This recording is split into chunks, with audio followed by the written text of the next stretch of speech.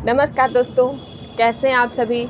आजकल बहुत पॉल्यूशन बढ़ गया है। ऐसे में आपको चाहिए कि आप अपने फेफड़े को स्ट्रॉन्ग बनाएं और उसकी सुरक्षा के लिए आप कुछ कदम उठाएं।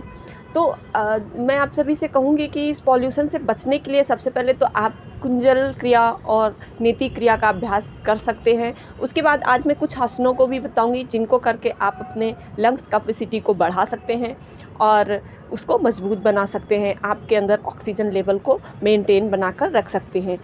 तो आसनों में आज हम सबसे पहले करते हैं त्रिकोण आसन। त्रिकोण आसन जो है हमारे लंग्स के लिए बहुत ही फ़ायदेमंद आसन है। हालांकि कोई भी आसन किसी एक चीज़ के लिए फ़ायदेमंद नहीं होता, वो बहुत सारी चीज़ों के लिए फ़ायदेमंद होता है। उसके लिए सबसे पहले आप खड़े हो जाएंगे सीधे, पैरों के बीच में लगभग 1 मीटर का गैप देंगे इस तरह। उसके बाद अपने एक पैर के पंजे को थोड़ा इस तरह घुमाएंगे। जिस तरफ आपको पहले बेंडिंग करनी है उस तरफ के पंजे को आप साइड की तरफ घुमाएंगे। अब दोनों हाथों को हम सीधा इस तरह फैलाएंगे सांस भरते हुए, और सांस छोड़ते हुए हम साइड बेंडिंग करेंगे और अपने हाथ को भी धीरे धीरे धीरे धीरे इस तरह लेके जाएंगे। आप चाहें तो हाथों को इस तरह भी रख सकते हैं ऊपर की तरफ, और ऊपर की तरफ भी देख सकते हैं। अगर आप चाहें तो आप धीरे धीरे धीरे धीरे इन हाथों को इस तरह नीचे की तरफ पैरेलल में फैला सकते हैं। यहाँ पे आप जितनी देर आराम से रुक सके रुकेंगे। उसके बाद सांस भरते हुए वापस आ जाएंगे। इसी तरह अब इस पैर को थोड़ा सा मोड़ेंगे और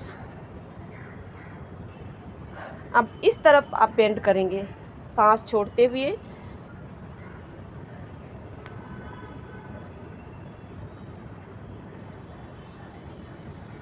आप जितनी देर यहाँ पे आराम से रुक सकेंगे रुकेंगे। उसके बाद सांस भरते हुए वापस आ जाएंगे।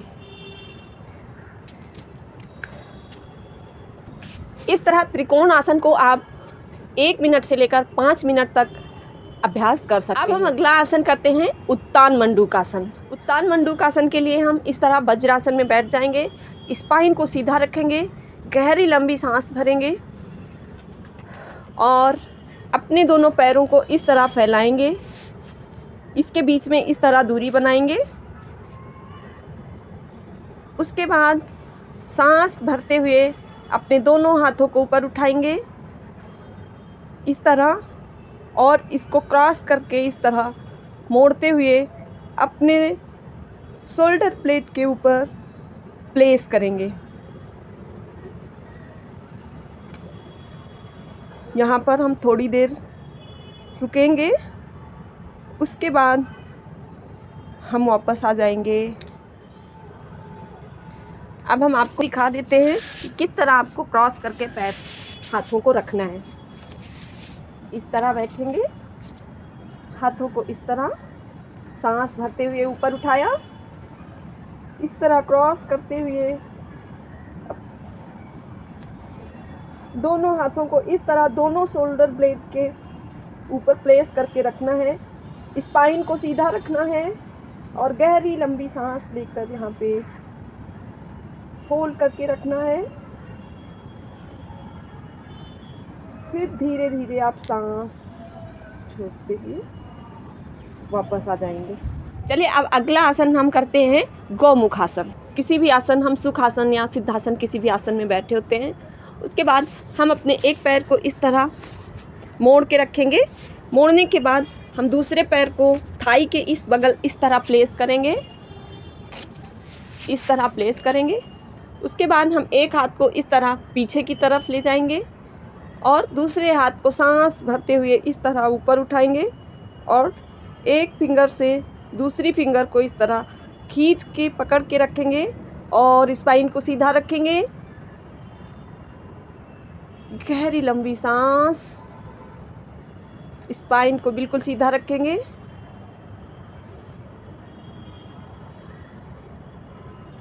उसके बाद जितनी देर आराम पूर्वक रुक सके उतनी देर आप वहाँ पे रुकेंगे। अब हम इस साइड से भी, अब हम दूसरे पैर को भी इस तरह प्लेस करेंगे थाई के बगल, और स्पाइन को सीधा रखते हुए एक हाथ को धीरे से ऊपर उठाते हुए दूसरे हाथ को इधर इस तरह प्लेस करेंगे, और अपने एक फिंगर से, एक हाथ की फिंगर से दूसरी हाथ के फिंगर को इस तरह पकड़ेंगे, और इस तरह इस पोजीशन में आप थोड़ी देर रुकेंगे, जितनी देर आप आराम से रुक सकेंगे। स्पाइन को सीधा रखेंगे, बिल्कुल आराम से इसमें रुकेंगे। उसके बाद धीरे धीरे आप वापस आ जाएंगे। इस आसन को भी आप 5 बार अभ्यास कर सकते हैं। कोई भी आसन आप 3 से 5 बार अभ्यास ज़रूर करें। किसी भी आसन का फ़ायदा तभी होता है जब आप उसमें कुछ देर के लिए स्थिर रहें। अब हम एक और आसन इसमें करते हैं आगे, श्वेत बंधु आसन। इसके लिए हम सीधा इस तरह लेट जाएंगे। उसके बाद पैरों को इस तरह घुटने से मोड़ेंगे। अब आप हाथों की सहायता से अपने हिप को इस तरह उठाएंगे, इस तरह उठा के रखेंगे, और अब चाहें तो आप हाथों से इस तरह एड़ी को पकड़ सकते हैं। अगर आप चाहें तो आप यहाँ पे सपोर्ट भी दे सकते हैं हाथों से। इस तरह सपोर्ट देके आप इस आसन का अभ्यास करें।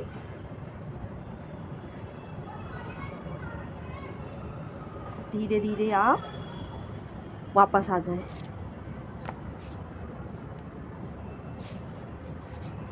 थोड़ी देर आप शवासन में विश्राम करें, उसके बाद उठेंगे।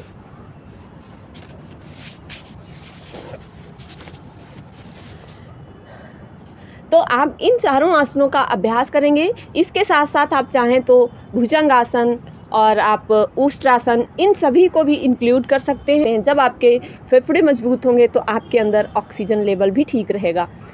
उनको स्वस्थ बनाने के लिए आप इन सभी का अभ्यास कर सकते हैं।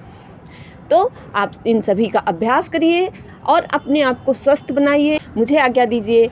नमस्कार।